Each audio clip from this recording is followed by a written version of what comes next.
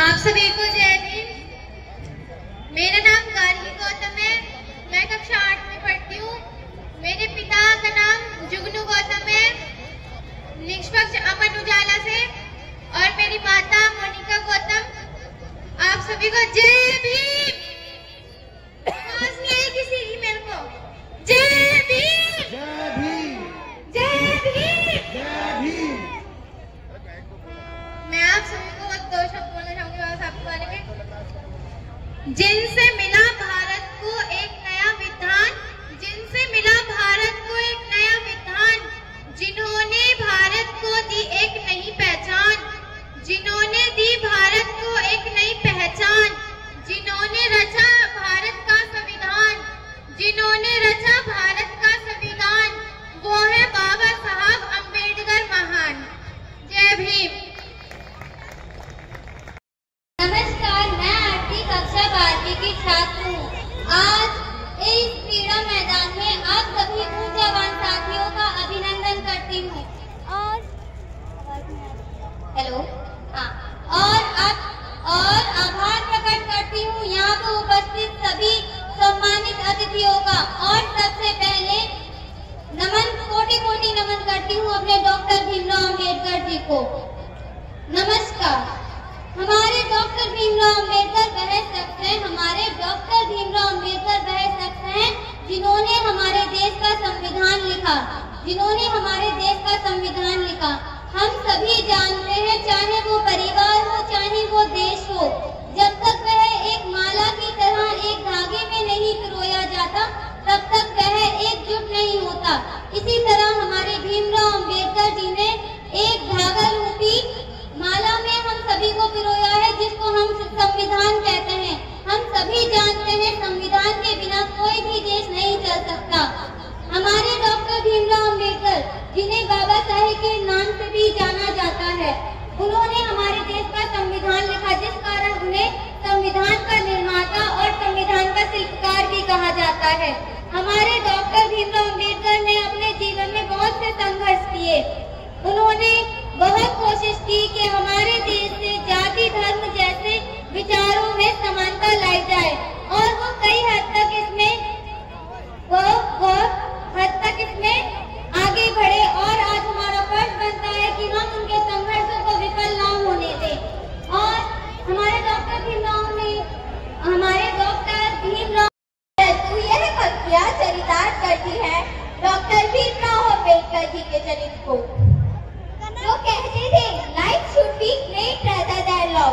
हमारी भारतीय संस्कृति में कहा जाता है फलीन परिचायते, अर्थात फल परिचायक होता है कि वृक्ष कैसा है, और हमारा कर्म परिचायक होता है कि हमारा किरदार कैसा है। मध्य प्रदेश के महू नगर में एक ऐसे व्यक्तित्व ने जन्म लिया, एक ऐसा व्यक्ति जिसे संघर्ष कभी झुका न सका, और आज हम उन्हें अनस्टॉपेबल मैन के नाम से जानते हैं। बाबा साहब कहा करते थे, यदि मुझे देश की आजादी और अपने आप में से किसी एक को चुनना पड़े तो मैं देश की आजादी को चुनूंगा, और यदि देश की आजादी और दलित उत्थान में से किसी एक को चुनना पड़े तो मैं दलित उत्थान को चुनूंगा, क्योंकि ऐसी आजादी किसी काम की नहीं, जिसमें समानता का अधिकार न हो। इस दुनिया में आत्मसम्मान के साथ जीना सीखो, इस दुनिया में आत्मसम्मान के साथ जीना सीखो। इस दुनिया में कुछ कर दिखाने की चाहत हमेशा आपके अंदर होनी चाहिए। याद रखें, जो लड़ना चाहते हैं वे आगे आते हैं। याद रखें, जो लड़ना चाहते हैं वे आगे आते हैं।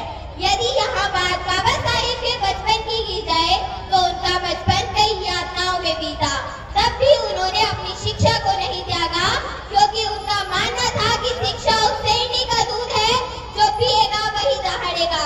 क्योंकि उनका मानना था कि शिक्षा उस सेंडी का दूध है जो पिएगा वही दहाड़ेगा। इसी सोच के चलते उन्हें लंदन स्कूल ऑफ इकोनॉमिक्स से डॉक्टर ऑफ ऑल साइंस से डॉक्टरी भी प्राप्त हुई। इसी सोच के चलते उन्हें लंदन स्कूल ऑफ इकोनॉमिक्स से डॉक्टर ऑफ ऑल साइंस की डॉक्टरी भी प्राप्त हुई। बाबा साहब कहा करते थे, the cultivation of mind should is the ultimate aim of human existence.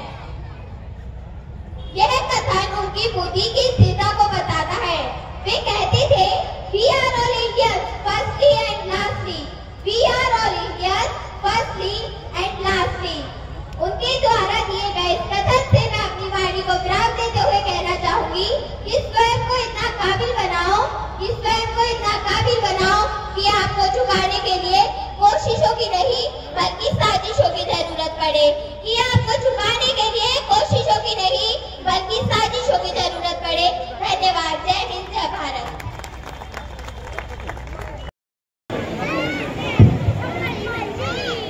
आप सभी को जय भीम। जय भीम। मेरा नाम सारगी गौतम है और पहले गौतम बुद्ध जी के चरणों में नमन करते हुए और डॉक्टर भीमराव अम्बेडकर जी के चरणों में नमन करते हुए और मैं आप सभी को एक छोटी सी कविता सुनाऊंगी।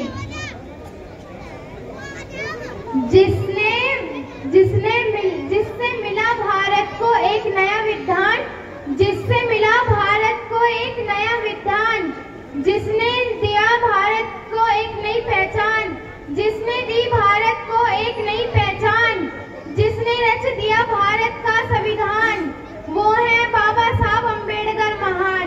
जिसने रच दिया भारत का संविधान, वो है बाबा साहब डॉक्टर अम्बेडकर महान। जय भीम। जय भीम। मैं आप सभी से 2 लाइन बोलना चाह रहा हूँ। ये देश किसी रामायण किसी गीता से नहीं चलता, ये देश मेरे बाबा साहब के बने हुए संविधान से चलता है। इतिहास, इसमें बाबा साहब के बारे में लिखा, बाबा साहब क्या क्या करके गए इस देश के लिए। ठीक है, पकड़िए, पढ़िए और जब पढ़ लो तो किसी और को भी पढ़ाना। ठीक है।